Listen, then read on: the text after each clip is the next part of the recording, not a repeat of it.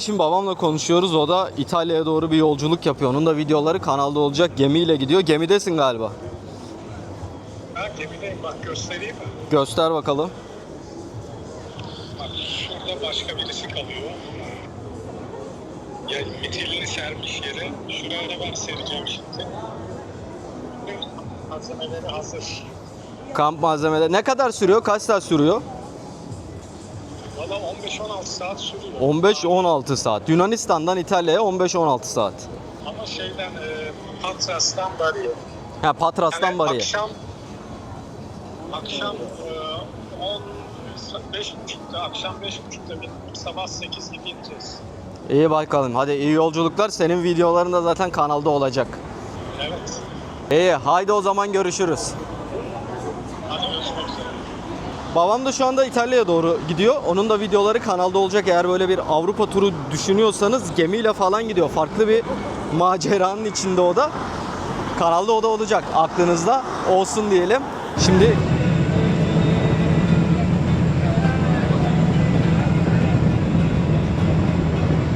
Herkese Sakız Adası'ndan iyi akşamlar diliyorum. Artık Eylül bitti sayılır. Şu anda Sakız Adası'ndayım. Çeşme'den akşam saat 18.30'da gemiye bindim. 19.30 gibi indim. Saat 22'de de buradan Atina'ya giden, daha doğrusu Pire Limanı'na giden bir gemiye bineceğim. Onun biletlerini aldım Blue Star Ferries'ten. Bilet aldığım yerde şu karşısı. Üstte de yazıyor. Bisikletim hemen kapının önünde malum. Benim yoldaşım. Gemi de buraya saat 9'da gelecek imiş. Bu sefer bayağı güzel bir gezi olacak. Farklı bir gezi olacak. Artık adadan kaçıyoruz uzaklara. Bakalım nerelere gideceğiz. Hep beraber göreceğiz. Bizim gezimizde her şey var biliyorsunuz. Dopamin, endorfin, oksitosin. Yanlış bir in söylemedim değil mi? Serotonin, melatonin, bisiklete bin. Takipte kalın. Güzel şeyler göreceksiniz. Gemiden başlıyoruz.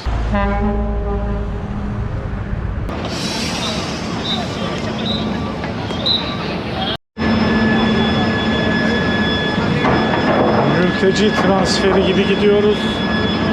Gemide kimse yer göstermedi. Ben de böyle bir yer buldum. Atölye gibi bir yer. Buraya bağladım. Nihayet gemideki yerimizi aldık.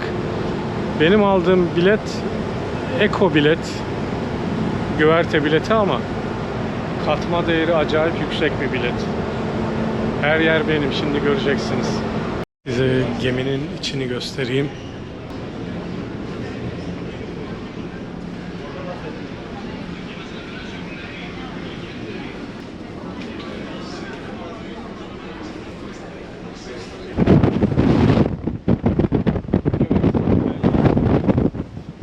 Rüzgardan sesim geliyor.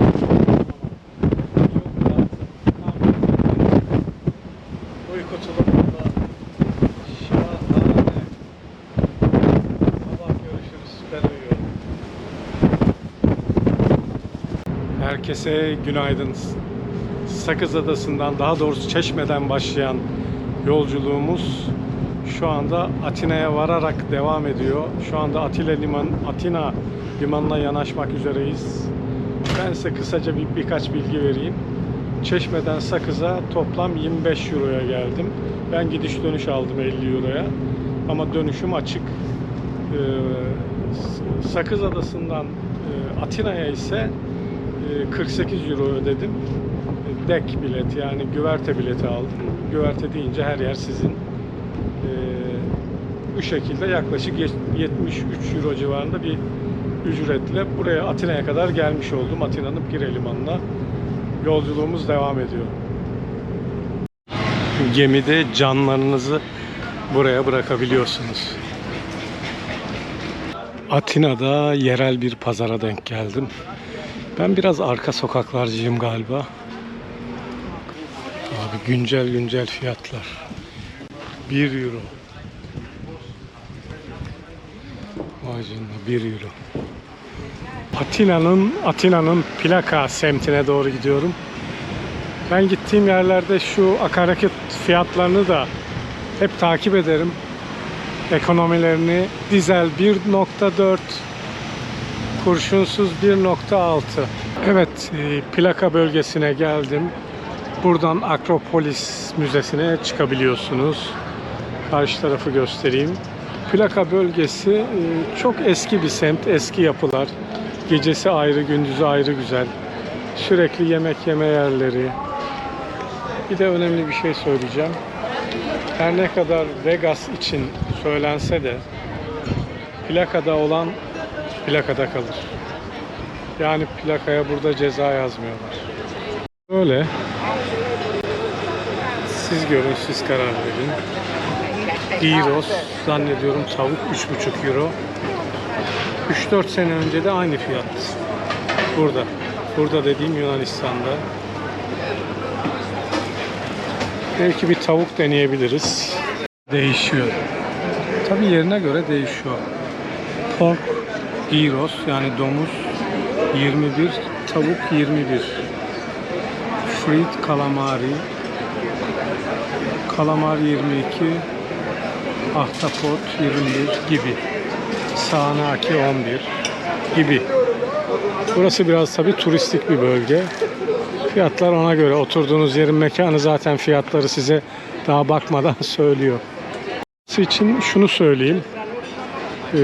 Plaka bölgesi için. Hani gelirken buraya gelene kadar o kadar sessiz ve sakindi ki yollar bomboştu. Sanki böyle bilemiyorum tabii. Burası bizim Sultanahmet gibi. Bütün turistler burada toplanmış sanki. Bu arada işte bisikletli polisler vesaireler onlar da tabii yerini almış. Evet, herkes benim bisikletin önünde toplandı. Hanımefendi galiba bisiklet tanıtımı yapacak. Evet, piliç, chicken pitalarımızı aldık. Ama yer dolu olduğu için pek de boşalacağını zannetmiyorum çünkü sürekli kuyruk var.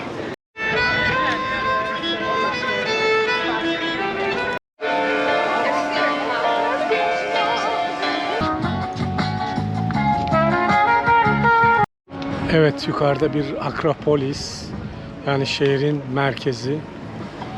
Sanki Taki Berberakis Atina'dan bildiriyor gibi oldu. Artık yoluma devam ediyorum. Burada güzel tablolar var. Güzel bir tasarımmış. Hafif rüzgarda kanat çırpan kuşlar.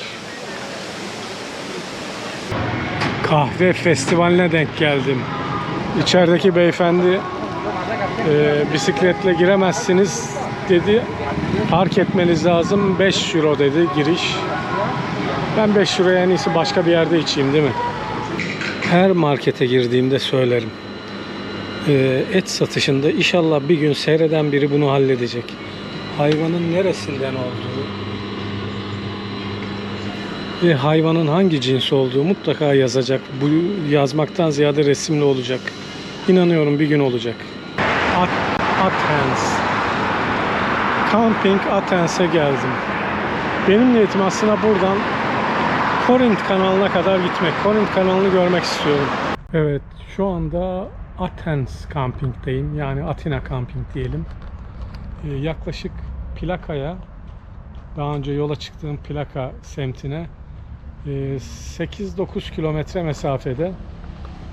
Aşağıda rezervasyon var. Hemen ana yol üstünde yaptık işlemimizi. Burayı gösterdiler. Çadır yeri burası. Yalnız şu kamp matından bahsetmeden geçemeyeceğim. İnanılmaz rahat. Yani reklam yapmıyorum ama güzel yapmışlar. Decathlon'dan almıştım. Hem de XL boyunu aldım. İyi ki de öyle almışım. Zaten 600 gram. Çok rahat. Şöyle yani ileride belki yolunuz düşer. Şöyle etrafı göreyim. Sağ olsun hanımefendi bana çok kupon bir yerden çadır yeri gösterdi. Hemen yanında tuvaletler ve el yıkama yerleri var. Şöyle göstereyim. Gayet temiz.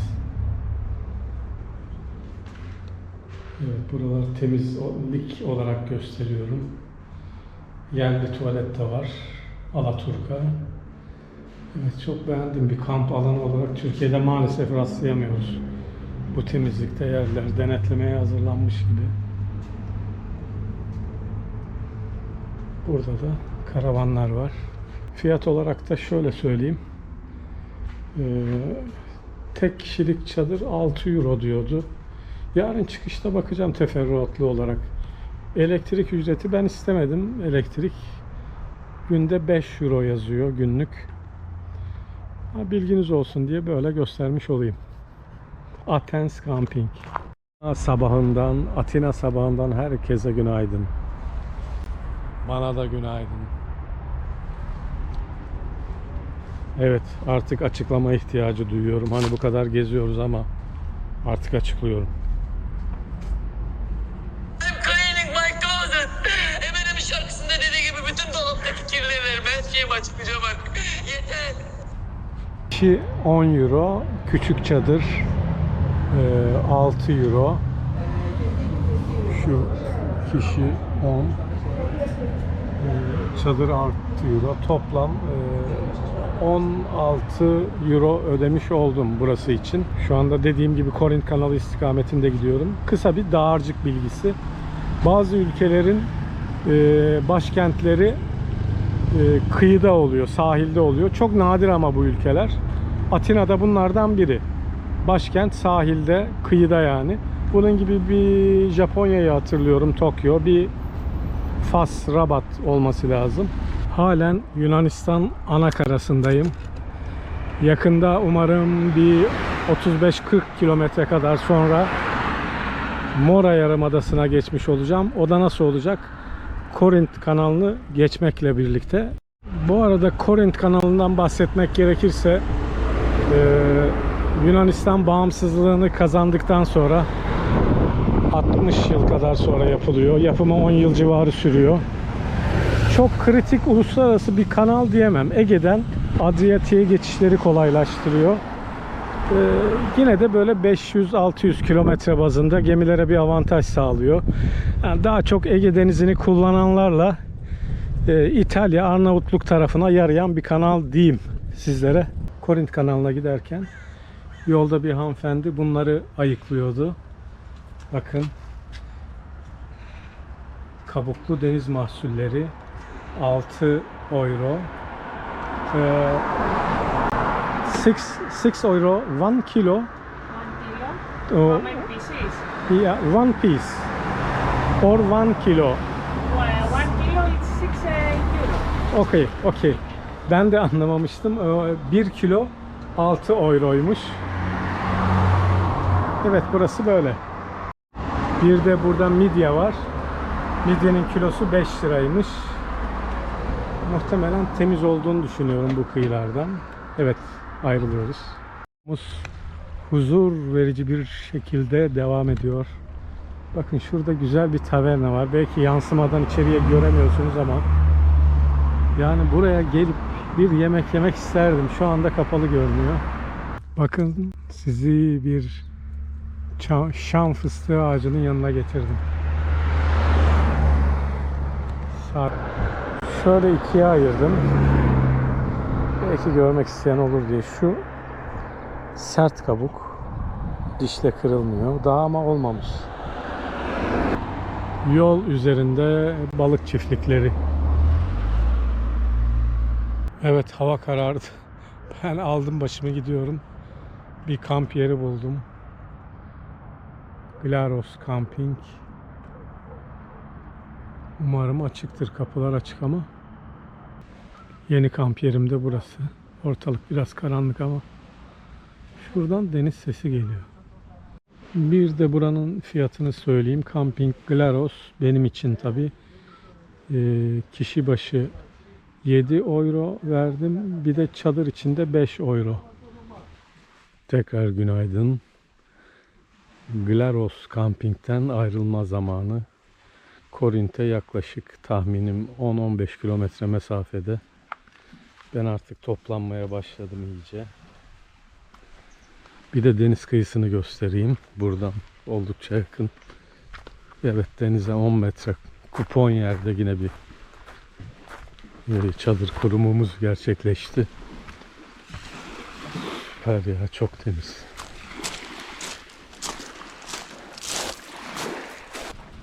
Have a good trip. Bye. I'm going Corinth. Oh, super. Maybe I have to find a locker for my bike Yes. because I lost mine. I don't know where. So yeah, I'm going to do it too. Okay. We'll see maybe. Yes. Bye. Bye. Bye. Ta mütalaamızı da yapalım. Şu anda bakın şuradayım. You are here. Kineta. Bu yolu takiben.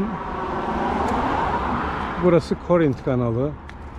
Bu kanal Korint kanalı. Buradan Korint kanalından geçeceğim. Buraya geldiğimde görüşmek üzere Korint kanalında. Gülelos kamptan çıktıktan sonra böyle bir alan gördüm. Yani Korint istikametinde giderken yaklaşık kamptan bir bisikletle 10-15 dakika sonra burada da kalınabilirmiş çok rahat çamların altında.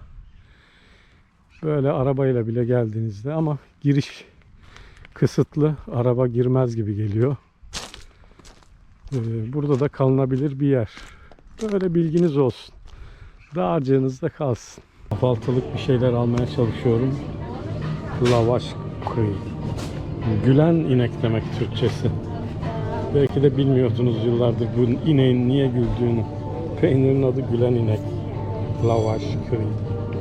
Güzel bir park alanı, oldukça sakin. Denize giren tek tük kişiler var. Ben de gireceğim çünkü bir önceki kampta pek banyo imkanını sevmedim. Yok para atıyormuşum duşa, yok bilmem bir şeyler anlattı adam. Bu arada bir atasözünü hatırlatmak istiyorum. Yumurta kaynadıktan sonra kırmak için onu vuracak yer çok olur. Var mı böyle bir atasözü? Attım yani. Vardır herhalde. Denize bakar mısınız? Ya bu denize girilmez mi? Terlikle giriyorum bilmediğim denizlere. Bir deniz kestanesi benim bütün işimi bitirir. Pedal basamam. Ama denize bakar mısınız? İleride de tek tük insanlar giriyor. Denizden sonra da bir kahvemizi yaparız. Aynı yerde yemeğimizi yemeye devam ederiz. Yolumuza devam ederiz. Ekim denizine hazır mıyız?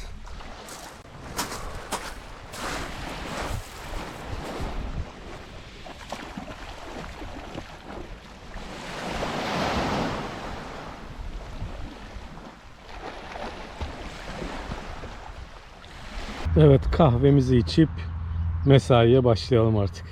Biliyorsunuz bizim mesaimiz yol. Otobanın sol tarafından, deniz tarafından yola devam ediyorum. Şöyle söyleyeyim.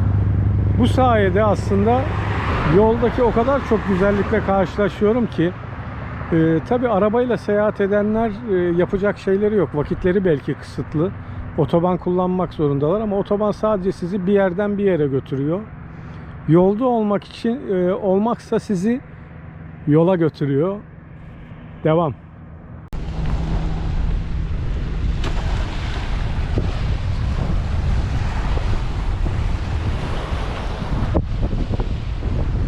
Korint kanalına az kaldı. Yine şirin bir yerdeyim. Dediğim gibi otoban kullanmadığınız zaman bazı güzellikleri görme şansınız oluyor. Kanalın şu anda üzerindeyim. Buradaki yazıya göre bisikletle köprüden geçerken bisikleti elinizde sürün. Binmeyin diyor. Önce beni heyecanlandırdı çünkü yukarıda bisikletle geçilmez diye bir işaret var. Bakalım köprü birleşsin. Şu anda açık geçilmiyor. Ondan sonra herhalde geçeriz. Korint kanalının güney tarafındayım. Kuzey tarafı daha yüksek. Oranın manzarası daha başkadır. Şurada elimle gösteriyorum, bir köprü var. Henüz kanal şu anda açık, kapalı değil. Kapanmasını bekliyoruz kanalın. Evet, Korint kanalından geçiyoruz. Kanala bakın. 40 metre. Yani 40 metre.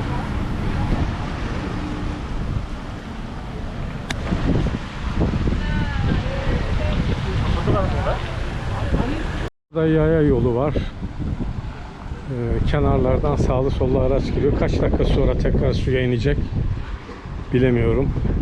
Dikkatle dinleyin. Bakın şu kanalın sol tarafında bir ağaçlık alan var. Onunla ilgili bir bilgi vereceğim. Bu vereceğim bilgileri ne Fatih Altaylı ne İlber Ortaylı hiçbiri bilmez, söylemez, söyleyemez. Lütfen dinleyin. Eskiden bakın oraları şu sol taraftaki bölge, ağaçlık bölge hep dutluktu. Biliyorsunuz burası Osmanlı tabiyetindeydi. Daha sonra Yunanistan egemenliğini kazanınca burası 50-60 yıl sonra yapılıyor. Yapımı 10 yıldan fazla sürüyor. Asıl konuya gelelim. Katar emirinin büyük annesi buradaki bu kopon araziyi almak istiyor. Önce Yunanlı'dan red cevabı yiyor. Sonra Osmanlı'ya gidiyor. Burası sizin kendi toprağınızdı eskiden, sizin nazınız geçer diyor. Ancak Osmanlı da hani eskinin tabiriyle müdahale etmiyor Yunanistan'a. Diyor ki bundan sonra yapılacak ilk anlaşmada size bir gizli madde ekleriz.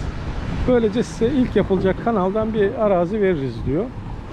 Tabi o zaman ne Lozan Anlaşması belli, ne Lozan'ın şartları belli, hiçbir şey belli değil. Neyse sonuç olarak yani vatandaş yazıyor CİMER'e, işte gizli madde var mıydı? Alacağı cevap tabii ki hayır olacak. Yani koca devlet gizli maddeyi vatandaşın birine mi açıklayacak? Diyeceksin sen nereden biliyorsun? Hani o zaman Katar devlet olarak 1971'de ayrıldı, biliyorsunuzdur belki İngiltere'den, ama emirlik olarak vardı. İşte Katar emirinin büyük annesinin bu isteğini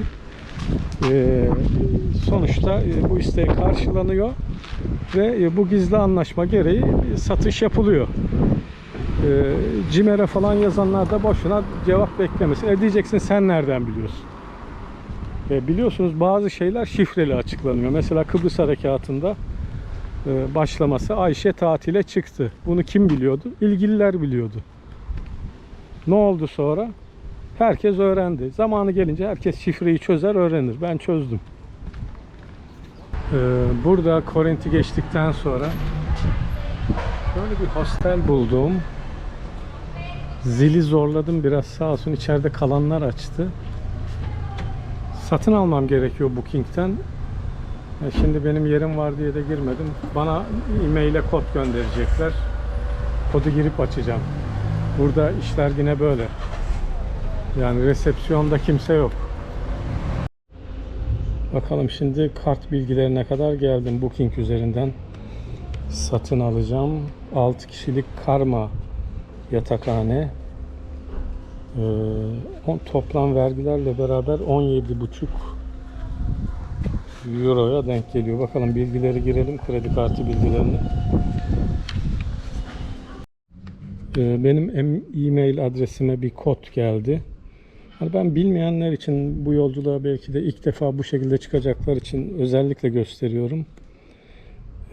Onay kodu şurada, siz okuyamıyorsunuz muhtemelen. Mavide siyah yazılmış, mavi fonda. Bakalım açılacak mı kapı, deneyeceğiz. Yeni bir hostele geçtim. Hostelden yaklaşık şu anda bulunduğum yer 4-5 dakikalık yürüme mesafesinde. Korint kanalını geçtim. Şöyle güzel bir ortam var. Deniz de çok güzel. İnsanlar hala denize girenler var. İlk çıktığım gece gemide kalmıştım.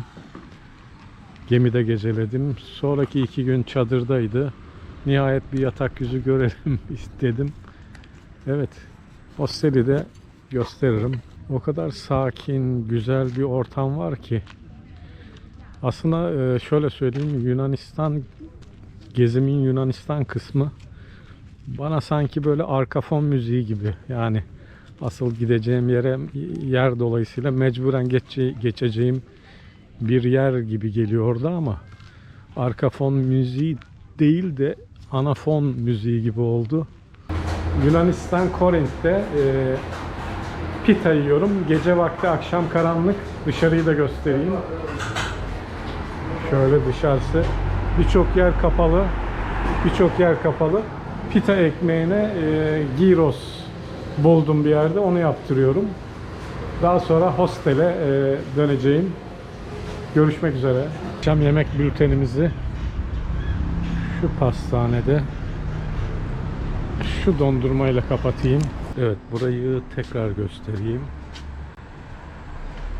Hostel Sisifao adı. İçeride yatıyorlar. İçeride sessiz bir çekim yapacağım. Tanıtım amaçlı, yani gelen kullanan olur diye.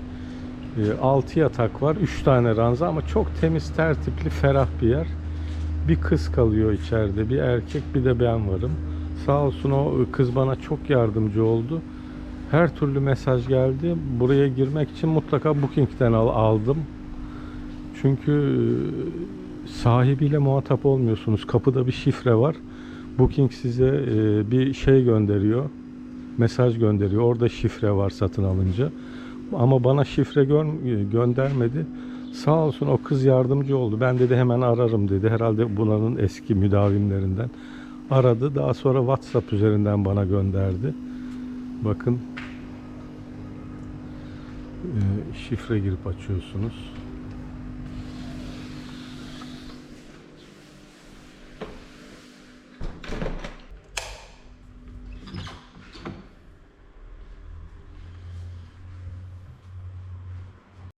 Ayrılırken son olarak şunu da söyleyeyim. İçeride bir odada çamaşır makinesi vardı. Ama ben elde yıkamayı tercih ettim. Kullanmadım. Deterjanı vardı.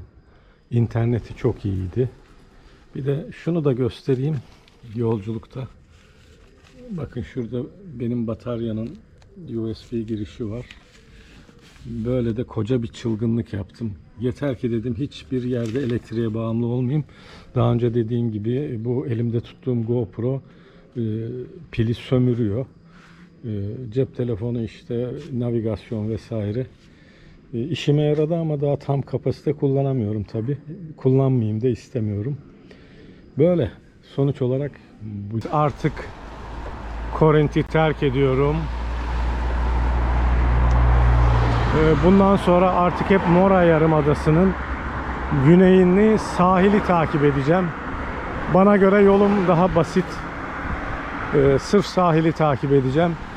Ve Patras'a kadar veya Patra'ya kadar, Yunanlar zannediyorum Patra diyor, Amerikalılar, İngilizler Patras diyor. Bu yolu kullanacağım. Yaklaşık 150 kilometre civarı, tam ölçmedim ama bir yol. Umarım keyifli geçer. Sağımda deniz, güzel gördüğüm yerlerde girebilirim çünkü hava çok müsait gidiyor şu ana kadar. Ah, araba girdi araya.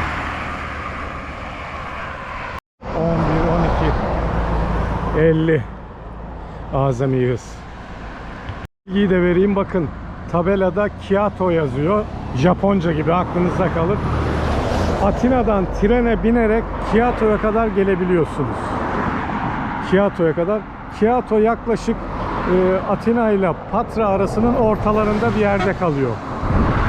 Yalnız tren Kyoto'da duruyor. Ondan sonra otobüsle devam etmek zorundasınız. Tren hattı oraya kadar.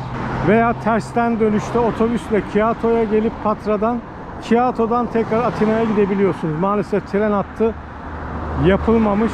Onun da gördüm, bilgisini vermiş olayım. Radika'nın hikayesini bir daha anlatayım.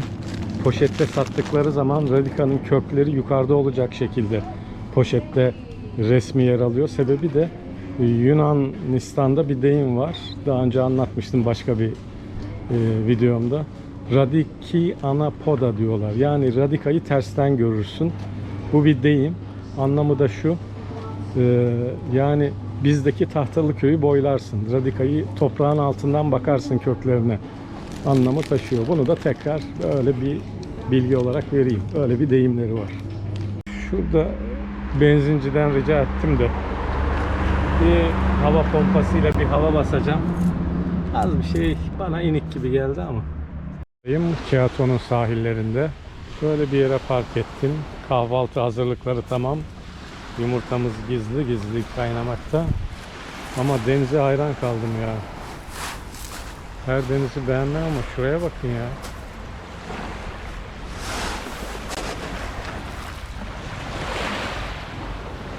Çok güzel.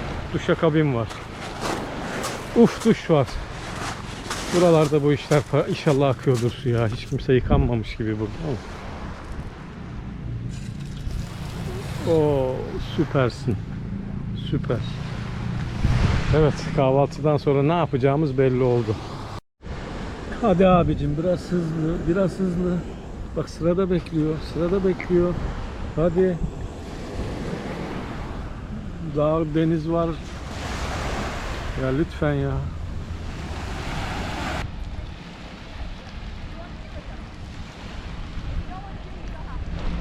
Marketteyken şunu size tanıtayım. Daha doğrusu tanıtayım derken daha önce adaların birinde, Yunan adalarının birinde mastik yani sakız gazozu çok böyle sıcak basmıştı. İçtim, çok hoşuma gitmişti. Dönüşte aldım. Ancak sonra fark ettim ki toprağımsı bir kokusu var bu mastiğin. Bu bir sakız gazozu. Herhalde sadece Yunanistan'da var. Şu anda an itibarıyla Camping Akrata Beach'teyim. Hava şu anda karardı. Çok enteresan bir yetişme oldu. Bakalım göreceğiz burası nasılmış. En son dün akşam gelmiştim. Akrata Camping Beach. Çadırı buraya kurdum. Şurada bir elektrik şarj yeri var. Bu da devasa power bank'im. GoPro, şu anda kullandığım GoPro elektriği sömürdüğü için böyle bir çılgınlık yaptım. Onu yanımda taşıyorum. Biraz kampı göstereyim. Ondan sonra yola çıkacağım. Biraz kısık sesle konuşuyorum. Sabah erken saatleri. Girişi burasıydı. Sıralı daha çok şeye hitap ediyor. Karavancılara. Buradan 150-200 metre yürüyünce yaklaşık denize varıyorsunuz. Burada da çok güzel. Yani şu anda bulunduğum yer Mora Yarımadası'nın tam kuzey sahilleri. Deniz hemen hemen sahil boyunca aynı kumsal yapısı. Kum değil de çok küçük taşlı. Burası kumsalmış. Denizde yosun vesaire yok. Normal bir hızla derinleşiyor. Çok sığdan gitmiyor. Güzel bir denizi var. Bisikletçi arkadaşla da bir önceki kampta da beraberdik. O da burada tekrar buluşmuş olduk. Have a good trip. Thank you. Goodbye. Goodbye. Oh, you're Brazilian. No. Where are you from? We met somewhere, Uh, didn't we? You're traveling with a bike too. yes. You're from Brazil. No. I'm from Turkey. Turkey, okay. Turkey. You? France. France. Weren't you in Kineta? Kineta. Yes, 2 days Kineta. ago. Kineta one night. One night. One night. But, it was not. It was 2 days ago. Yes. We are together. Yes. Okay. Yes. Oh. Where are you going now? I'm going to Patra. Okay, same for me. Oh, Patra and maybe Bari. Same. Super. Yes, I'll try to get a boat to go to Bari. Yes. Super. Good. See Have a you good- later, maybe. Oh, maybe. Bye. Goodbye. Bye. Okul dilim Almanca olduğu için İngilizceyi nasıl konuşuyorum onu da bilmiyorum. O da ayrı bir şey ya. İşte arada bir kaptırıyorum aynı zamanda. Almancayı İngilizce kelimelerin arasına. Bizim zamanımızda tabii öyle yardımcı dil, yan dil, işte ek dil falan yoktu. Bir dille başlayıp bir dille devam ettim. Ben toparlandım sayılır. Deminki arkadaş geldi, Fransız olan. Şey dedi, o da Bari'ye gitmek istiyormuş benim gibi ama o yukarıya doğru Fransa'ya dönüyor. Ben dedim Lecce bölgesi, Puglia bölgesi. Öyle konuştuk çat pat. Birbirimize iyi şanslar diledik. Devam ediyoruz. Dönüş yoluna geçtik. Önde de bir çift gidiyor. Bisiklet kullanıcılar arasında garip bir hemşericilik bağı var. Fitonsit salgılamış. Birdenbire bir neşe kapladı içimi.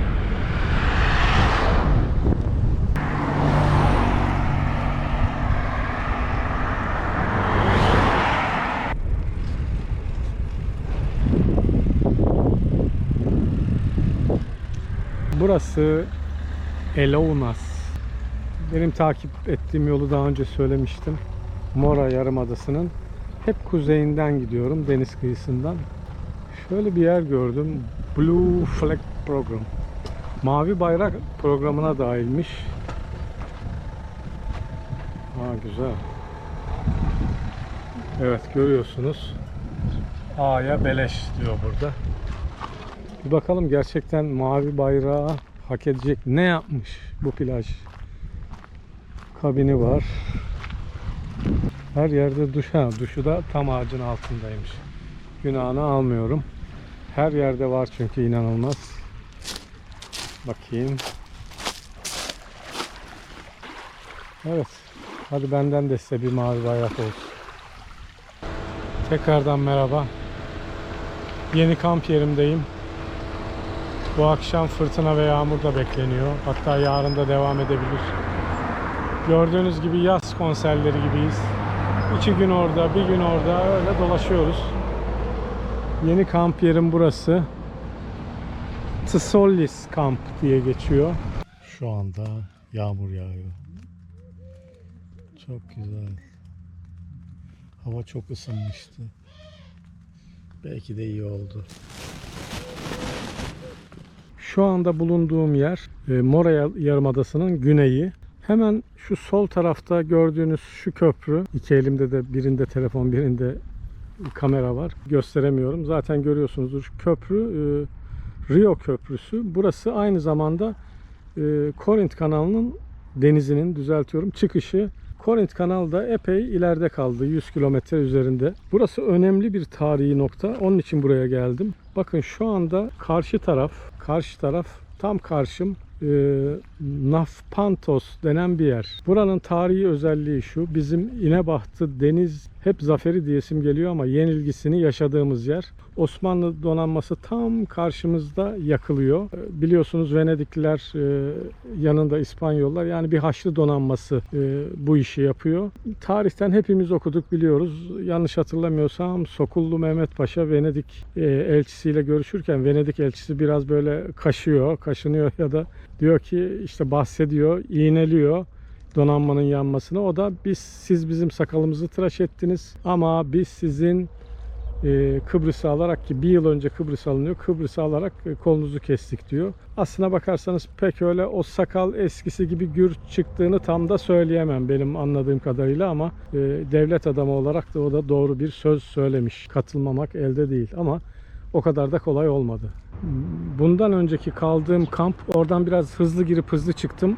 Gece sabaha karşı yağmur yağdı. Yağmurun bitmesini bekledim. Bitmeseydi bir gece daha kalacaktım.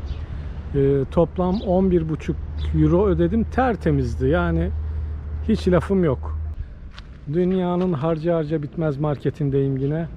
Bir iki alacağım şey var. Onları da alayım. Hadi be. Rio'ya çıkacaktım. Rio Köprüsü'ne. Otoban yoluymuş. Tüh. Şu anda Patras'tayım. Patras için şöyle diyorlar genellikle.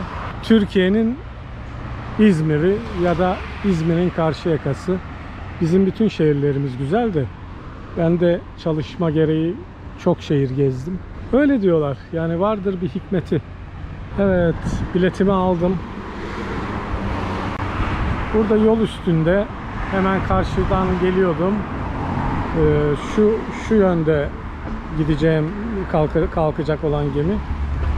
Hemen sol tarafında bu birkaç tane acente var. Oradan aldım. Toplam İtalya buradan 67,60 euro. Gerçekten beni çok üzdü. Bunu Hani şaka olarak söylemiyorum. Resmen bana yaştan dolayı indirim uyguladılar. Yani diyesim geldi, istemiyorum diye. Neyse, bu mevzuyu kapatıyorum. Gemiye binmeden hemen önce karşıda koca bir My Market var. İlk defa My Market'in bu kadar büyüğünü görüyorum. Hani gemi yaklaşık 16 saat sürdüğü için temel ihtiyaçlarınızı buradan alabilirsiniz. Evet, buradan giriyoruz. Yunanistan'daki yazıya bakın. Neyse, biz işimize bakalım. Planım tutacak mı? Tutarsa boş bir şey vereceğim. Öyle ipucu vereyim. Planım tutarsa ne olduğunu söyleyeceğim. Yoksa bunu zaten izlemeyeceksiniz. Bu işlerle uğraşmam arkadaş. Geminin olduğu yerden, gemi de karşıda. İşte Free Shop burada. Free Shop'un karşısında bilet satan yerler var. Ben gelirim, biletimi alırım, binerim derseniz böyle. Bir de yurt dışı çıkış harcını almıyorsunuz. Müjde. Hemen söylüyorum. Şimdi buranın gümrüğünden geçtim. Şuradan otobüsün arkasında pasaport kontrol. Yani bir tek topuğumdan kan almadılar, öyle söyleyeyim. Az önce bahsettiğim şey de daha önce bir yerde okumuştum. Gideceğim gemi bu şu arada. Ariadne yazıyor. Şöyle okumuştum. Kullandığım küçük tüpleri soruyorlar. Tabii her bisiklet kullananda oluyor. Siz de veriyorsunuzdu idi. Ben de 2 tane vardı açıkçası. Birini verecektim. Fakat gördüm ki oradaki X-ray'den geçerken ikisini de gördü. Yani tüplerinizi burada bırakıyorsunuz. Sakın dolu tüple geçmeye, yani mutfak tüpüyle ufak 500 gramlık 250 gramlık geçmeye çalışmayın. Anında el koyuyorlar. Gemiye bindik, bisikleti bağladık. Şöyle bir köşe buldum kendime, bak ne yapmış. Vatandaş yerini hazırlamış. Kumanyasını camın yanına koymuş. Mitilini atmış. Şimdi ben buraya çadır kurmaz mıyım? Bulunduğum gemi Yunanistan'ın Patras limanından kalktı. İtalya'nın Bari limanına doğru hareket ediyor. Yaklaşık 15 saat sürecek yolculuk için arkadaşım Hasan, kendisi geceyi uyuyarak geçirmek istedi. Sabah gözümü açtığımda denizle kucaklaşmak istiyorum dedi. Ve bu yolculuk için toplam 212 euro ödedi. Fakat Hakan aynı gemi, aynı yolculuk, aynı limandan kalkıp aynı limanda inecek. Bu yolculuk için tam 67.50 euro ödedi. Neden mi? Beni takip edin. Gemiyi gezelim diyeceğim ama ya her yer böyle, yani çok az kişi var, boş. Dışarısı muhtemelen bayağı serin. Zaten geçen geceyi ben dışarıda geçirmiştim. Yani rüzgar beni uyku tulumuyla beraber bir sağa sallıyor, bir sola, ara ara uyandırıyor. Biraz da yazlıktı. Yani çok iyi uyuduğumu da söyleyemem açıkçası ama şimdi içerideyim. Yani boş. İşte böyle koca gemi. Bakıyorum. Hiç dolduğu zaman olmuş mudur bu geminin? Olmuştur herhalde. Yani. Neyse, benim için daha iyi. Ama sakin bir yolculuk yapıyoruz. Bakalım. Ben yine en iyisi kendi yuvama döneyim. Bu arada şeyi de söyleyeceğim ya. Gümrükteki adam benim ocağıma resmen incir ağacı dikti ya. Resmen incir ağacı dikti. 2 tane tüpümü aldı gemide yasak diye. Sonra gerçi kibar adamdı. Hani bu dedi sadece bisiklet kullanıcılara özgü bir şey değil dedi. X-ray'den geçince alıyoruz falan dedi. Allah'tan ben bunu biliyordum da şey yaptım. Dibine kadar kullanmaya çalıştım. Aklınızda olsun. Gerçi temiz yüzlü bir çocuktu. Böyle hani kilise korosuna giden ergen çocuklar olur ya, aynı onun gibiydi. Ama işte orada bir şey yapamıyorsunuz.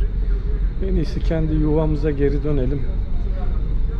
Buralarda bir yerlerde halay çekelim ya da uyuyalım. Bari'ye herhalde birkaç saat kaldı. Ben de yavaş yavaş toplanıyorum. Uyku tulumu, alttaki şişme matım. Kusura bakmayın, ev hali biraz dağınık. Artık toplayacağız. Şöyle şuradan da bir bakalım. Son durum, hava nasıl? Fena değil, güzel. Evet. İndiğimizde görüşmek üzere. Gemide imam bayıldı. İmam bayıldı değil. 9 euro. Bira 4.60. 500 mililitre su 1 euro gibi fiyatlar.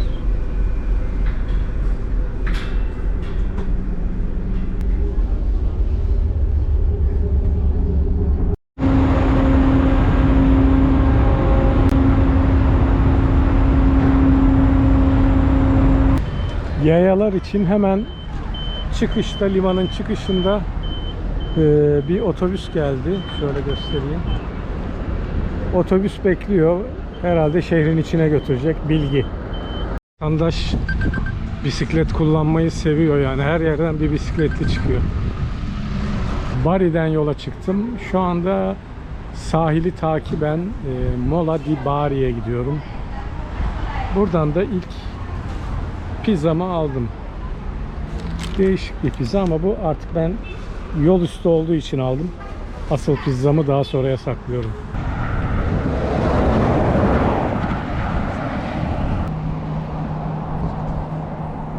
Şimdi Mola di Bari'ye gidiyorum.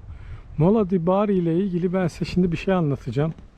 Dikkatle dinlemenizi tavsiye ediyorum. Bu arada hem gidelim hem konuşalım. Şimdi bizim bir Hüsmen Ağa var. O Hüsmen Ağa bir İtalya'ya tur ayarlıyor İstanbul'dan. Neyse tur benim yolumu yapıyor. Otobüsle Bari'ye geçiyor. Patras'tan. İşte Bari'den şeye geliyorlar. Hüsmen Ağa da biraz yaşlıca, sık sık molaya ihtiyaç duyuyor. İşte şeydeki otobüsteki turist rehberi anlatırken şimdi diyor gideceğimiz yer diyor. Hüsmen Ağa da arkadan sesleniyor. Yahu diyor Mola di Bari ya diyor. Bir mola yapsak diyor. Adam gülüyor. Tamam diyor. Ondan sonra bir dahaki sefere turist rehberi bir dahaki başka bir turda şimdi diyor aklına o olay geliyor. Ha Mola di Bari diyor. O anlatıyor. O ona diyor. O ona diyor. En sonunda buranın adı Mola di Bari olarak kayıtlara geçiyor. Bilgi bu. Yanına bakın sizi kimin heykelinin yanına getirdim. İtalyanların bir numaralı sevdiği sanatçıları. Ne Toto Cotugno, ne Adriano Celentano, ne bileyim ne Albano Romina Power. O kadar çok seviyorlar ki ölmeden birkaç sene önce kendisi bir felç geçiriyor. Meclise taşıyorlar, mecliste görevlendiriyor. Halkın isteğiyle oluyor bu işlem. Sonuç olarak siz tanıdınız mı? Tanımadıysanız biraz eski tüfek olmak lazım. En çok sevdikleri, evet. O zaman bir şarkısını mırıldanayım çünkü şarkı söylemem katalog suçlar kapsamında şu anda. O derece güzel sesim olduğu için. Bir mırıldanayım bakalım çıkarabilecek misiniz? Volare, oh, cantare, oh, ne blu di ponte di blu. Evet, en iyisi gelin biz onun sesini kendi sesiyle dinleyelim.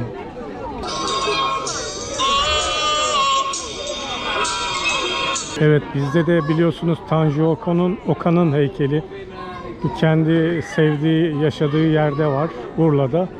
Ama bu sanatçıya duyulan sevgi herhalde apayrı. Buralı olduğu için heykeli buraya dikilmiş. Konuşurken sanatçının adını söyleyip söylemediğimi bile hatırlamıyorum ama Domenico Modugno. Onun Volare şarkısının Türkçe sözlerini, Türkçe olarak daha doğrusu sözlerini dinleyin. Bana hep okuduğumda kaybettiklerimi hatırlatıyor. Çok naif yazılmış, çok güzel bir şarkı.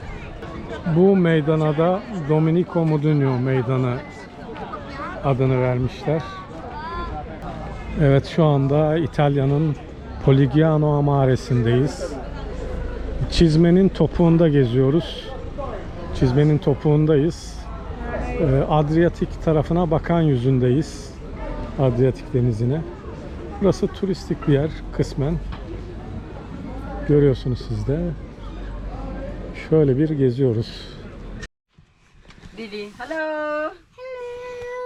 Evet, şu anda çok tatlı bir ailenin ailenin yanındayım ve çocukları. İsmin neydi? What is your name? Ben biliyorum. What is your name? What is your name? Your name? Your name? İkal. Yes, İkal.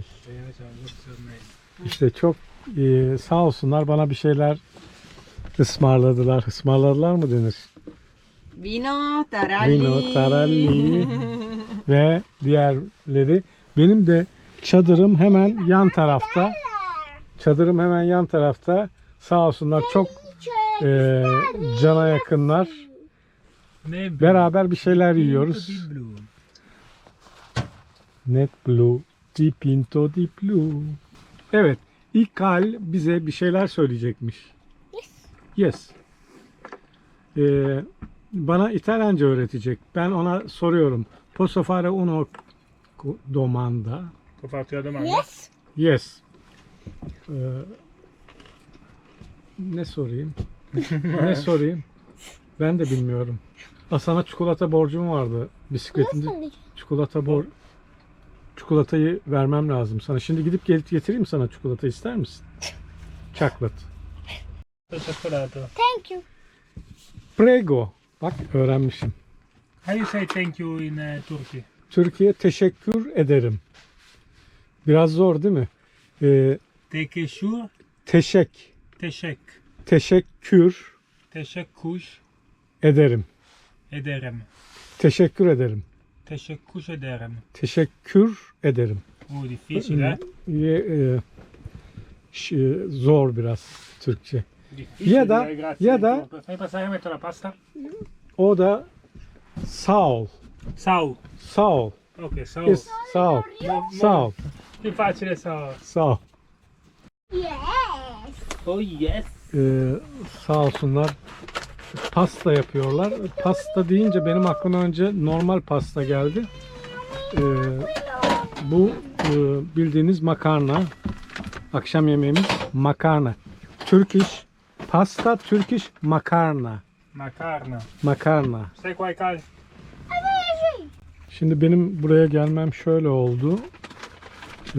Ben Polignano Amare'de gezindim. Havayı kararttım. Yer bulamadım. Burada karavanlar vardı. 5-6 tane dizilmişler. Burayı güvenli buldum. Ben de dedim yanlarına çadır koyayım. Ne çok yakın ne çok uzak. Ama sağ olsun buradaki İtalyanlar çok cana yakın. Davet ettiler. Biz de geldik, davete uyduk. Evet, şimdi bir İtalyan arkadaşımızın elinden makarnayı yiyeceğim inşallah. Ben aslında makarnayı dışarıda yemeyi planlıyordum ama şansımıza karavanda yemek varmış. Şu anda tam Dove bir siete voi? İtalyan yemeği yiyorum. Gördüğünüz gibi rendemi sağ olsunlar getirdiler. Peynirimiz burada. Sert bir peynir. Onu Ah, tornate. rendeleyeceğim. Torino. Salute. Salute ve şerefe. Şerefe. Şerefe.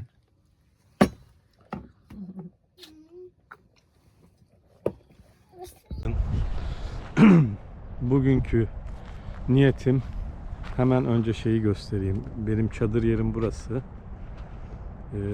Beni davet eden karavan da hemen yanındaki karavan. Sabahın erken bir saati ben toplanmaya başladım. Burası Polignano Amare. Merkezde hemen 1 kilometre bile yok. İleride. Ben niye burada kaldım? Baktım karavancılar var. Güvenli alan gördüm kendime. Onları da rahatsız etmeden şöyle belli bir mesafeye çadırımı kurdum. Hakikaten de öyle oldu. Bugünkü niyetim Alberobello'ya çıkmak. Alberobello. İtalyanca'da Albero ağaç demek. Hani şeyden hatırlayın. Alberatum. Rahmetli olmuştu Hayrettin Karaca. Onun bir Alberatumu vardı Yalova'da galiba. Ağaç müzesi. Albero bello, güzel ağaç demek. 30 kilometreye yakın bir yokuş. Ama sadece yokuş. Bakalım başarabilecek miyim? Evet. Aileyle sözleştik. Sabahleyin mutlaka görüşeceğiz. Onları görmeden gitmeyeceğim. Ne güzel değil mi? Komşularım baba oğul spor yapıyorlar. Aynı hareketleri. Bravo. Komşularımızla da vedalaştık. Kendilerine söyledim seyretmeyi unutmayın diye. Buradan görüyorum, mutlaka seyrediyorsunuz. Türkiye'den size bol bol selamlar gönderiyorum. Bu arada gezinin başından beri kayıplarımı söyleyeyim. Bir montum gitti. Nasıl gitti, nerede gitti bilmiyorum. Kayboldu. Bir de şapkam gitti. Şöyle beyzbolcu tipi, ön siperliği uzun bir şapkam vardı. Şu anda 2 hasarla yoluma devam ediyorum. Her turda bir şeyler kayboluyor. Problem yok. Düz gözüyle görmek için bir daha geldim. Via Conversano istikametine doğru devam ediyor. Şu anda Domenico Modugno heykeli. Herhalde en çok fotoğrafı çekilen heykel bu. Hiç boş kalmıyor. Burası da meydanı. Biraz sonra o meşhur plaja doğru yola çıkacağım. Çok kısa bir mesafe yola çıkacağım dediğime bakmayın. Polignano Amare'nin o meşhur plajını bir daha yukarıdan bakalım. Ondan sonra Alberobello. Yola doğru ilerleyin. Alberobello. Güzel ağaca doğru devam edelim. Şimdi burada yolun girişinde yaya yolu dedi diye yazı vardı. Ben bisikleti elime alıp yanımda yürüdüm. Baktım bir sürü insan bisiklete biniyor. Şimdi de karşıdan biri geldi. Bu sefer ben ne yaptım? Ben de bisiklete bindim. İşte kuralları bozanlar olunca bu sefer başlıyor herkes aynı kuralı bozmaya.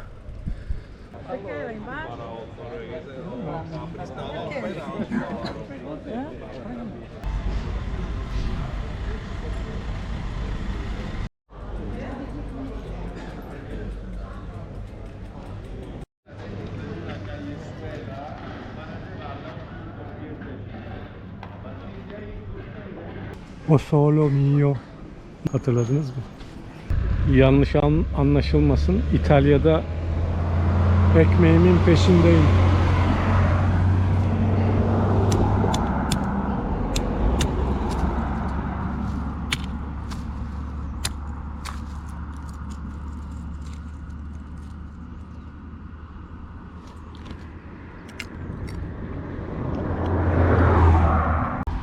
Yine ekmeğimizin peşindeyiz.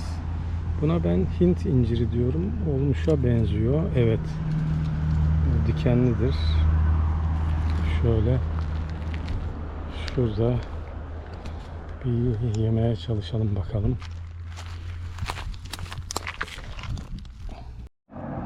Çok çekirdekliymiş ya. Acaba olmamış mı? Tam da bilemiyorum. Neyse. Şurada bir hurma var ama alsam ayıp olur mu ya? Zaten çürüyecek. Hop, altı gitmiş ama buna ne yapayım, ekmeğimizin peşindeyiz. Biraz yiyeceğim. Sahibi hakkını helal etsin. Üzümlerin güzelliğine bakar mısınız? Bunlar muhtemelen bölgenin şarabı olacaklar. Ya da sofralık. Evet, ilk Alberobello evlerinin birinin önünde duruyorum. Fakat bu ev, bu yapı orijinal mi değil mi bilemiyorum ama gördüğüm kadarıyla taşlar kat kat üste konarak inşa edilmiş. Ben çok ayrıntılı bilgi vereceğim bununla ilgili. Değişik bilgiler var bu konuda. Yalnız hemen şunu söyleyeyim. Bakın belki bilmiyorsunuz ama hangi şehirle Alberobello, şimdi gideceğimiz yer, kardeş şehir biliyor musunuz? Biraz düşünün bakalım. Evet, Şanlıurfalılar, Harranlılar, size sesleniyorum. Kardeş şehrinize gidiyorum. Sizden selam götürüyorum. Haberiniz olsun.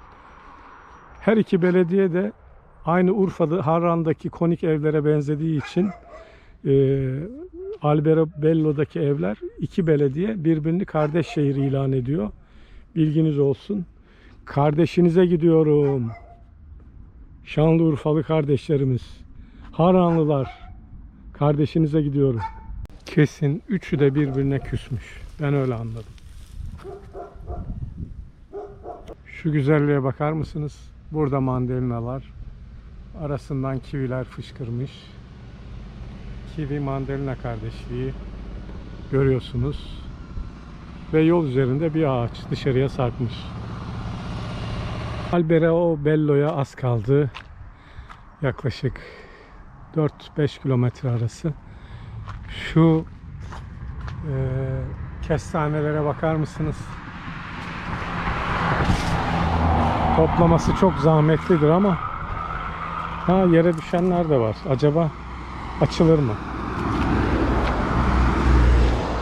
Konik evleri görünce, Turulli evlerini, aklıma geldi, onu da hemen söyleyeyim. Hani demiştim ya, Şanlıurfa Harran'la Alberobello birbirlerini kardeş şehir ilan ettiler. Şurada da var Turulli evi. Yalnız size bir haber gönderdi Şanlıurfalı kardeşlerimiz, Harranlılar. Pek arayıp sormuyormuşsunuz kardeşinizi. Bir de benden bir şarkı, yani kendileri benim söylemem için size bir şarkı da hediye ettiler. Söyleyeyim mi? Sesim iyi değil ama olsun, anlarsınız hiç olmazsa. Urfa sana küsmüş, haberin olsun, haberin olsun. Anladınız siz? Arayın kardeşinizi.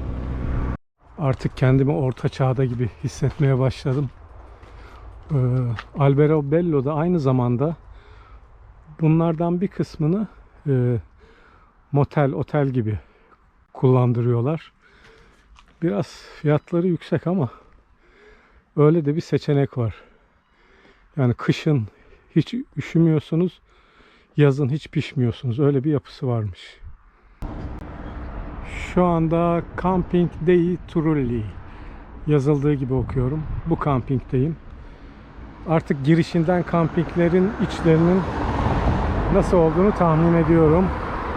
Çok düzgün bir kampinge benziyor içerisi. Bakalım, göreceğiz. Tam 30 kilometre, bakın. Yani bundan hiç bahsetmiyorum ben yolculuktan genelde. Şu kadar yaptım, şu kadar gittim ama 30 kilometrenin 28 kilometresi inanın rampaydı. Zaman zaman elimde taşıdım, zaman zaman bindim. En fazla 2 kilometre bir iniş vardı. Neyse, şükür ulaştık buraya. Artık yakınımızda Alberobello. Bu kampingdeki fiyatları şöyle bir göstereyim. Bira 50'lik 5-7 euro arası. Coca-Cola 30 cc 2,5 euro. Kahve 2 euro. Başka benim tanıdığım Orichette. Sakın Orichette demeyin. Orichette şurası. Parmağımla göstermeye Orichette alla Conditano 8 euro. Bunu görünce aklıma ekler geldi. Hani bizim bu pastanelerden aldığımız ekler. Onun adı nereden geliyor biliyor musunuz? Aslında ne kadar komik şey olarak kullanıyoruz. Fransızca éclair diye galiba telaffuz ediliyor. Yıldırım şimşek hızıyla bir atıştırmalık. Yani ekler ufacık oluyor. Ama biz onu ekler diye söylüyoruz. Eklerin karşılığı dediğim gibi yıldırım şimşek hızı demek. Tak. Bizde belki adı tak olabilirdi. Evet, yeni kampım böyle. Burası çok daha güzel ve tertipli ya. Dedim ya, girişinden belli oluyor kampların. Bana şu ağaçların altını tavsiye etti. Orasının zemini daha iyidir dedi ama tam da burası tuvalet, banyolar yakın olsun dedim. Şöyle şuraya bir kurulayım. Fiyatlar da kişi başı 7 euro. Burada işaretledi bazı yerler. Çadır için 4 euro civarı bir şey ödüyorsunuz. Ama normalde işte sıcak su, banyo, çamaşır vesaire, tuvalet hepsi var. At kestanesi şans getirirmiş. Tam ağacın altındayım. İsteyene, kimisi yanında taşır biliyorum. İsteyene verebilirim.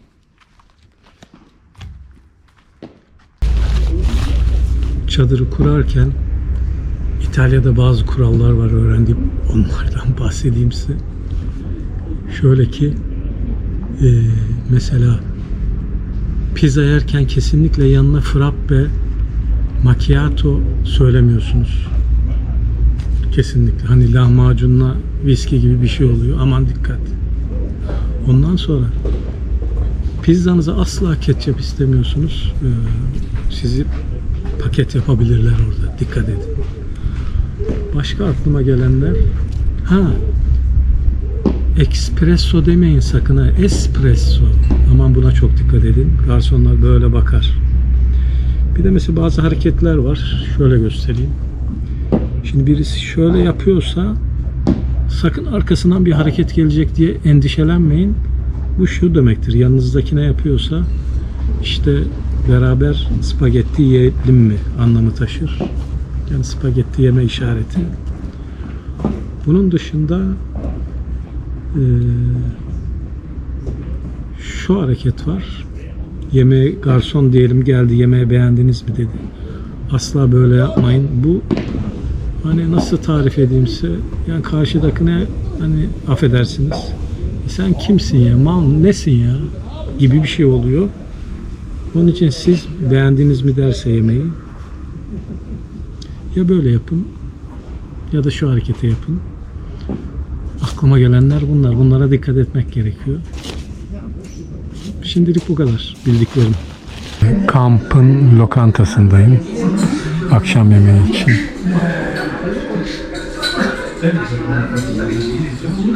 Güzel bir kamp değil mi? Şöyle bir menü var. 22 euro diyor. İçinde ahtapot salatası falan. Ben Türkçe'ye çevirdim hepsini ama yine de yani bazı anlamadıklarım oldu. Ya da şöyle sığır, şu sığır pirzola falan diyor. Bir şeyler diyor. 10 euro. Neyse bakacağız. Hani bazen olur ya insana, bulunduğunuz yer sanki hep size aitmiş gibi gelir. İşte burası da burası da yani bana aitmiş gibi geldi. Böyle ben yıllardır buradaymışım gibi. Gevşedim herhalde biraz. Yorucu bir gündü çünkü. Evet, kamptaki yemeğin MasterChef yemeği. Levrek demek ki bu hale geliyormuş türbana girince. Öyle anlıyorum. Sırf değişiklik olsun diye bir de margarita pizza söyledim. Margarita pizza aslında İtalyanlar için çok özel bir pizza. Sebebi de İtalya'nın bayrak renkleri, hamurunun beyazı, domatesinin kırmızısı ve fesleğenin yeşilinden oluşuyor. Merak ettim, bakayım İtalya'da nasıl olacak margarita pizza. Tabii, pizzam şimdi geldi. Nasıl söylesem, fesleğeni yok ama çok lezzetli, domatesi bol, kaşarlı bir pide düşünün.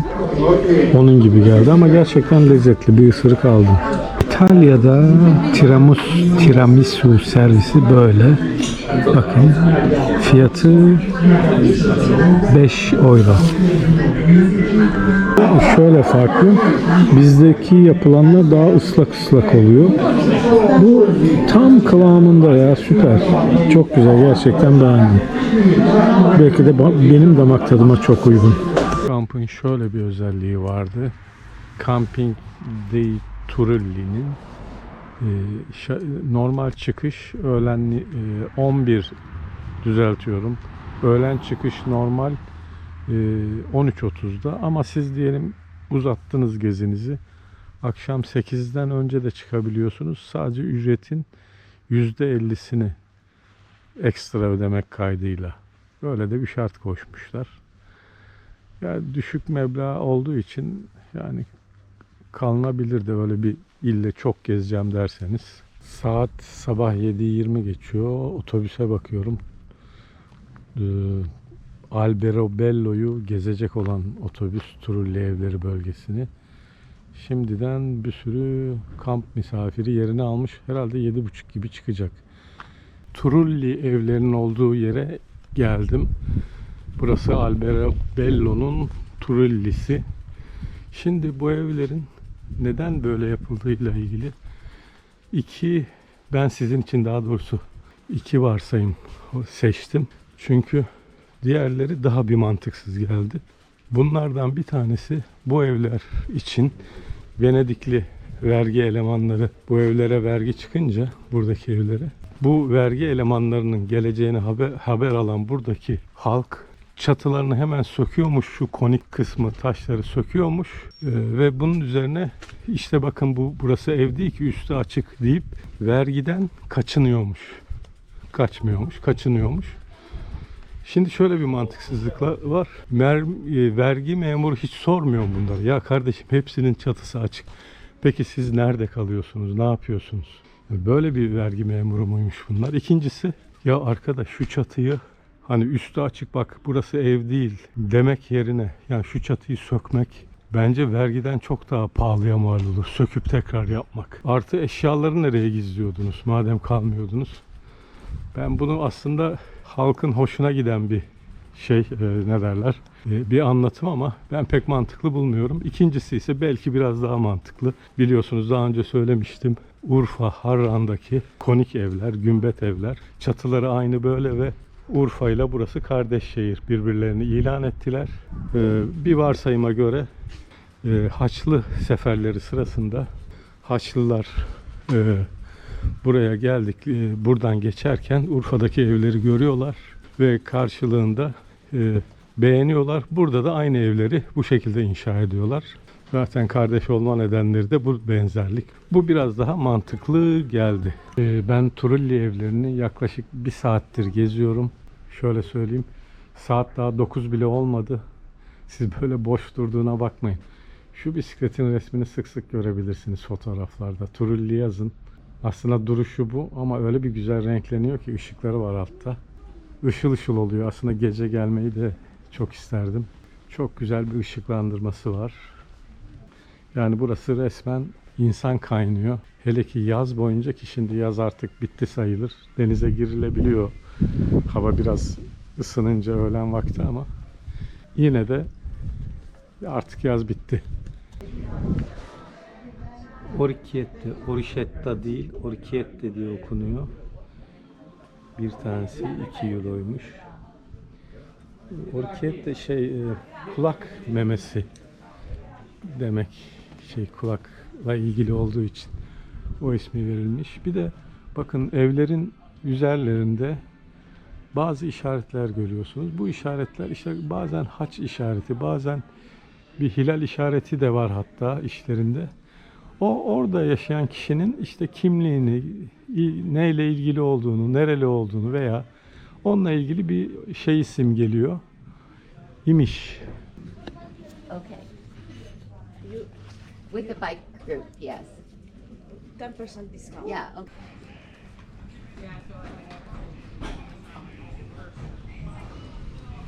Trulli evlerinin olduğu yer hemen şurada işaret var. Sadece yayalara açık. Tabii bisikletle gelenler oluyor ayrı.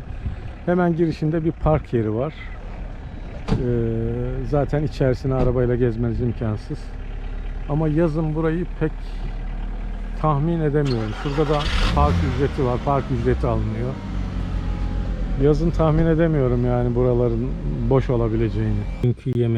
Dün akşamki yemeğin fişi toplam 27 tutmuş. Aynı zamanda burada görerek de şahit olduğum bir bilgiyi, görmekten de mutlu oldum. Bir bilgiyi sizle paylaşmak istiyorum. Bisikletimi ha topladım ha toplayacağım. Bitmek üzere kamptan ayrılıyorum. Şöyle ki ben ülkelerin atasözlerine, deyimlerine çok önem veriyorum. Çünkü onlar ülkelerin geçmişleriyle ilgili bağlarını gösteriyor. Yalnız bizdeki, şunu da hemen söylemek istiyorum. Bizdeki işte bana dokunmayan yılan bin yaşasın, bal tutan parmağını yalar gibi deyimleri ben kesinlikle bunları tasnif dışı bırakıyorum. Hoş değil, bize ait değil, kabul etmiyorum. Neyse, eski Yunan'da şöyle bir olay var. Kahinler, bilginler, gelecekten haber verenler bir suyun içine defne yağı damlatıyorlar. Daha sonra bunu parmaklarını sokup burunlarına götürüp kokluyorlar parmaklarını ve böyle trans haline geçip geçmişten, gelecekten bilgiler veriyorlar. Daha çok olimpiyat oyunlarında sonuçlarla ilgili bahse girenler bunları çok yaparmış. Netice olarak Yunanistan'da şöyle birini görürseniz parmaklarını kokluyor. Karşısındaki ne demek istiyor ki? Ya ben kahin miyim, bilgin miyim, nereden bileyim? Mesela diyelim birisine bir hafta sonra hava nasıl olacak dediği zaman o hareketi yapıyorsa bizdeki ya ben nereden bileyim, müneccim miyim derler ya. İşte o işaret. Böyle bir bilgi. Can you say again? Gezsek de beraberiz. No. Yo, no. Very nice. You say very nice. Tu sei very nice. In Cina le parole sono più piccole, più short. Yes. Buradaki kamp sahipleriyle de vedalaştık. Onlar da muhtemelen adresi verdim. Gezsek de beraberiz kanalına. Kendinizi izlemek isterseniz seyredebilirsiniz dedim. Muhtemelen şu anda seyrediyorsunuz. Sizlere de selam olsun, Türkiye'den selamlar. Evet, Camping dei Trulli. Hem Trulli evlerine çok yakın, hem çok temiz. Ben çok beğendim. Kampı işletenlere de teşekkür ediyorum. Çok ferah. Tuvaletler, banyosu. Ben çok rahat ettim. Bu taraflara yolunuz düşerse, araçlı da olsanız, çadırlı da olsanız mutlaka uğrayın. Bu arada kamp için toplam 12 euro ödedim.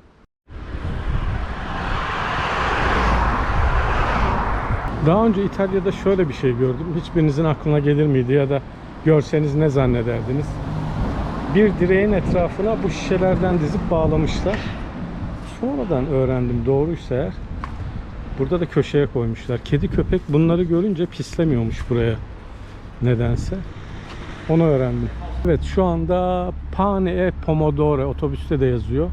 Burası domates ekmek plajı olarak geçiyor. Bunun sebebi de şu. Burada oturan daha çok işçi kesimi, eskiden kalan bir isim bu.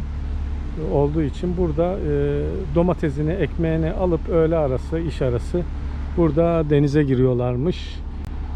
42 numarada buraya geliyormuş. Bakın, Park Ride Pane e Pomodoro.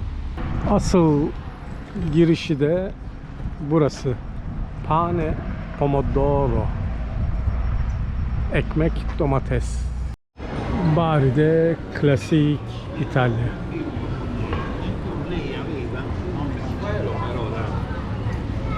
Are pedonale. Yani yaya alanı ama bisikletle geçmek zorundayım. Evet, sizi küçük kulaklar makarnasının yapıldığı, orecchiette makarnanın yapıldığı sokağa getirdim. İtalya, Bari de Orecchiette della Strada. Burada çeşit çeşit makarnalar var. Yani makarna pancardan yapılan var, pancar kullanılarak, ne bileyim aklınıza ne gelirse. This tomato, Camminate piano. this tomato. Questo spinacio. Ha, ıspanak, Turkish ıspanak, domates, ıspanak. Sarıda. No, plepiang. O bastone, tu fai che non ha forza. Plepiang. Un sacco va a piano. Kulakını göstereyim, bakın küçük kulaklar nasıl çıkıyor ortaya.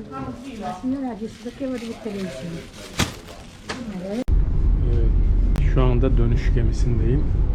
Aynı gemideyim ve ilginçtir, aynı yeri kapattım. Giderken yaptığım yolculuğu aynı yerde dönerken yapıyorum.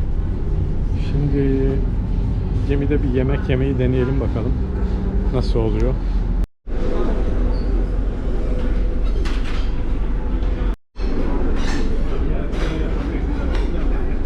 Pirinç pilavı, yanında biftek, no pork, haberiniz olsun.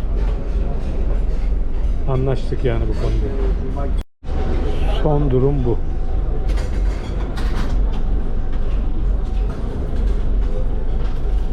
Evet, geminin restoran kısmındayım. Ücret ve fiyat şöyle.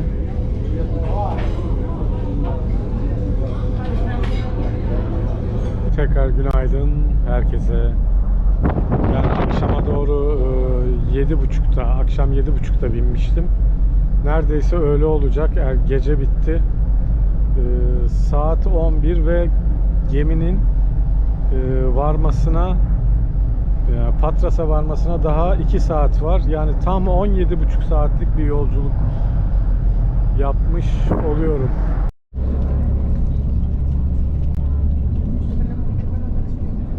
Son 24 saat içinde ya yıldızlar böyle arka arkaya denk geldi ya Venüs artık ters dönmekten vazgeçti.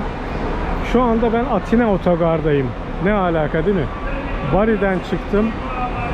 17,5 saat yolculuk. Arkasından iner inmez Patras'a bir otobüse atladım. Apar topar söktüm bisikleti. Otobüs beni bekledi, kalktı. Şimdi buradayım. 2-3 saat sonra da gemi var. Pire'den Sakız Adası'na. Evet, şimdi yeni bir gemideyim. Bahsettiğim gibi garajdan Pire Limanı'na hareket ettim. Ve şu anda Pire Limanı'ndan gemiye binmiş bulunmaktayım. Sakız Adası'na. Pire'den Sakız'a gidiyorum. Sabaha karşı 5 gibi.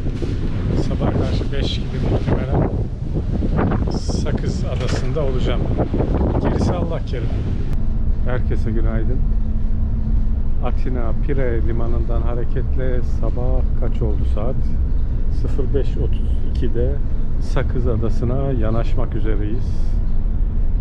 Şaka gibi ama Sakız'dan bir daha gemiye bineceğim. Ama gündüz Sakız'dayım. Herhalde akşama doğru gemi 4-5 gibi. Sabah 6'da Sakız Adası böyle oluyor. Yine de birçok yer açık. Bu da bizi getiren gemiydi. Şurada bir sabahçı kahvesi var galiba. Orada bir sabahlanalım. Hava birazdan ağarır. Ondan sonra işimize bakarız. Buradan hepinizle vedalaşıyorum. İzlediğiniz için hepinize teşekkür ederim. Yeni bir rotada görüşmek dileğiyle. Hoşça kalın.